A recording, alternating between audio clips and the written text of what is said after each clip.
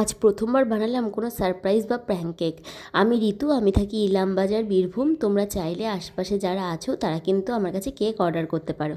তো এখানে একটা ঘড়ি থাকবে, আর বাটিটার ভেতরে বাটিটা আর ঘড়িটা এক ভাই আমাকে দিয়ে গেল, তার গার্লফ্রেন্ডকে গিফট করবে ঘড়িটা, আর তার সাথে এরকমভাবে একটা সারপ্রাইজ দেবে। তো তার জন্য এরকম একটা গোল বাটি নিয়ে এসে, প্রথমে তো দেখে আমি ভাবলাম যে কীভাবে আমি চৌকো কেক বানাবো। যাই হোক, আমি ওদেরকে বললাম যে আমি গোলের মধ্যে কিছু বানিয়ে দেবো। বললো যে দিদি শুধু দেখতে কেকের মতন হলেই হবে। বললাম ওকে। তারপরে যখন বানাতে নিলাম তখন দেখি চৌকো শেপটা আনা সব থেকে বেশি সহজ। এরপরে চৌকো করে পুরো কেকের মতন করেই আমি যতটা পারলাম এটাকে একটা হালকা ডিজাইন দিয়ে বানিয়ে দেওয়ার চেষ্টা করলাম, কারণ বেশি খাটিনি, কেকটা তো খাবেও না।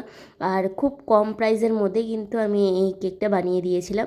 আর কালারটা দেখে ওদের খুব পছন্দ হয়েছিল, কারণ ওর গার্লফ্রেন্ডের নাকি এই কালারটাই পছন্দ, পিঙ্ক কালার।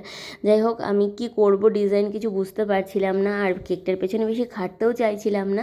তাই আমি হালকা পিঙ্ক কালার দিয়ে একটু সাইডে আর ওপরে একটু মানে হালকা করে একটু কালার করে নিচ্ছিলাম। আর তারপরে ফাইনাল ফিনিশিং করে নিলাম। আর ফাইনাল ফিনিশিং করে নেওয়ার পরে আমি নিচে ছোট স্টার নজল দিয়ে একটা দেখো বর্ডার দিয়ে দিলাম, আর ওপরে 195 নাম্বার নজল দিয়ে এখানে কিছু আমি মোদক করে নিয়েছি, আর তার ওপরে ছোট ছোট কিছু গোল্ডেন সুগার বল বসিয়ে দিলাম। তোমরা চাইলেও কিন্তু এই ধরনের কেক গিফট করতে পারো।